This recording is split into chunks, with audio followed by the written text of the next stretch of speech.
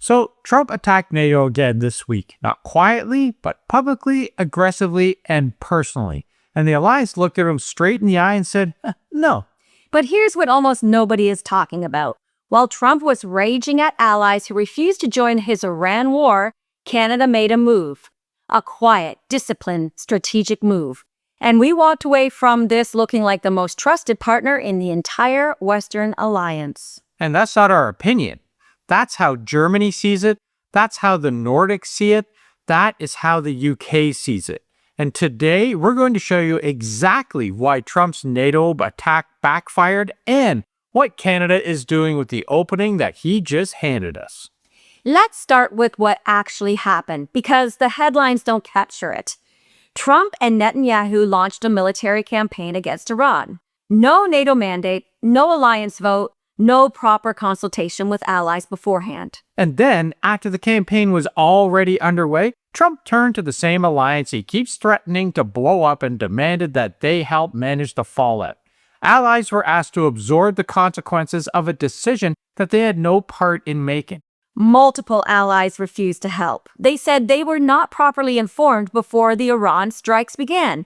They wanted clear objectives, they wanted legal cover, they wanted a ceasefire framework before committing to anything. That was exactly the kind of judgment a serious alliance is supposed to exercise. And Trump's response to that judgment tells you everything about where his head is at. Yeah, he didn't pick up the phone. He didn't make the case privately. He went right out in the public. He attacked. He threatened. And then he used the moment to do something that should alarm every Canadian watching this. Yep. He dragged Greenland back into the conversation again. He called it, and I want you to hear this directly, a big, poorly run piece of ice. Trump is calling Greenland poorly run while he's running a country where the federal minimum wage is still $7.25 an hour, which is unchanged since 2009, so you know. And he's mocking a place with free healthcare and free education. Well, that insult says more about him than it does about Greenland. Every time that he insults Greenland, he's making an argument for Canada that we couldn't make more powerfully ourselves. The Arctic is not a footnote.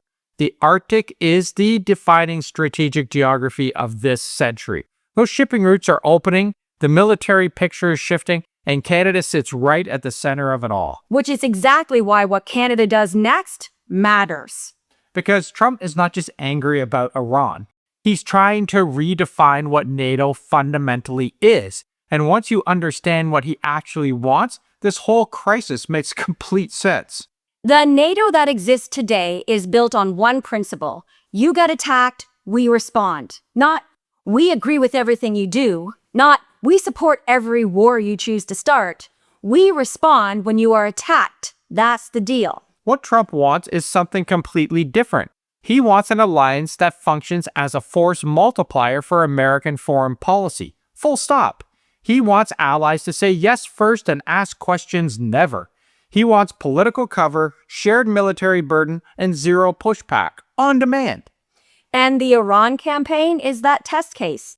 If NATO allies had swallowed their objections and backed Trump on Iran without a mandate, without consultation, without legal framework, they would have established a precedent that follows every single future conflict this administration decides to pursue. This conflict is actually taking NATO away from defending Ukraine from Russia, which is exactly what NATO should be doing. When an ally is threatened, like Europe, that's where it's supposed to be. It's almost as if Trump wanted to divert all of the military from Ukraine into Iran, and that makes a weaker Europe. So Europe looked at that picture. The serious European leaders saw it with total clarity, and they said no, because this is not just about Iran. This is about whether NATO survives as a rules-based alliance or becomes an on-call service for American foreign policy decisions made in a room that allies were never invited to.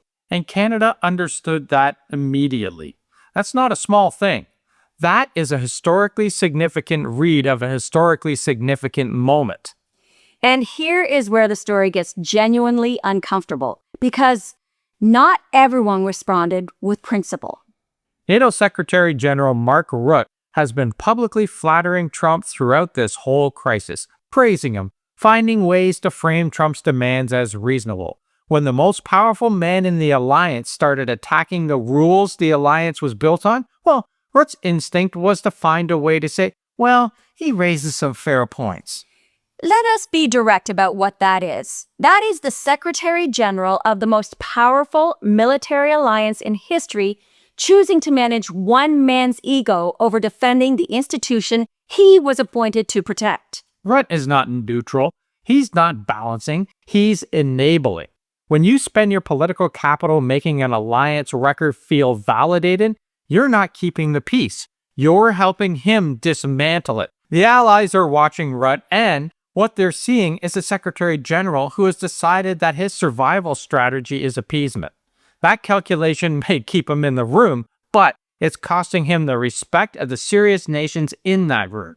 And when serious nations lose faith in the referee, they stop trusting the game. They start building their own security arrangements. They stop waiting for consensus and start making direct bilateral deals. Which is exactly what Canada is doing, and doing it well. Mark Carney stepped into the vacuum Rutt left open, and his answer was targeted. Carney named Canada's actual working partners, the Nordics, the United Kingdom, the Netherlands, Germany. He tied Canada's NATO role directly to protecting Canadians, and he put Arctic security at the absolute center of that answer.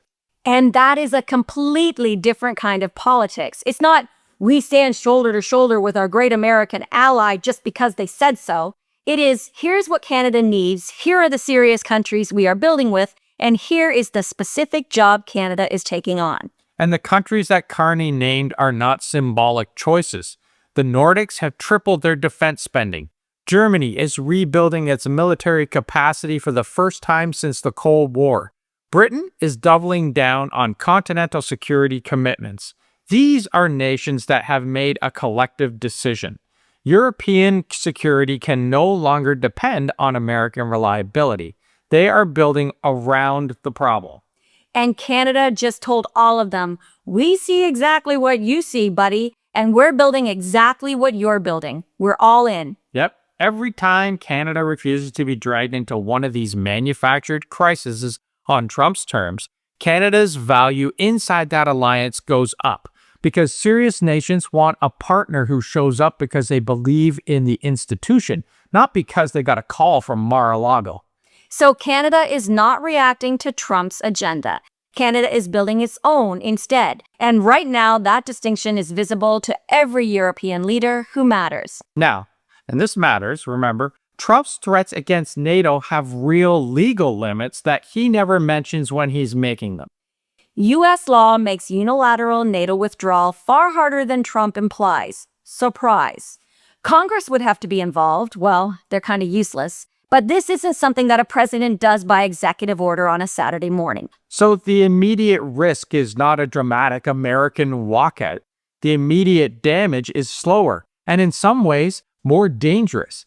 It's the erosion of trust, the deepening of an uncertainty about whether the United States will actually show up when the moment comes. Every time Trump uses NATO as a bargaining chip, that calculation gets harder for America's allies to answer with confidence. Every time Canada stays steady, consistent, principled, and clear about what it stands for, then Canada becomes more valuable to the nations that still believe in what the alliance was built to do. So that geopolitical math doesn't lead to evening news headlines, but it is the math that's reshaping Canada's position in the world right now, and it's moving fast. So let's strip away the noise here. Here's what actually happened this week. Trump demanded NATO validate a war the alliance was never even consulted on. The allies said no. Trump attacked the alliance. Rutt tried to smooth it over and compromise his own credibility in the process. And Canada? Well, we used that entire moment to anchor ourselves as Europe's most reliable partner, place Arctic sovereignty at the center of our security posture, and build the real alliances. Germany, the Nordics, Britain, the Netherlands, that will define Canada's strategic position for the next 2 decades. So here's what we want to know from you.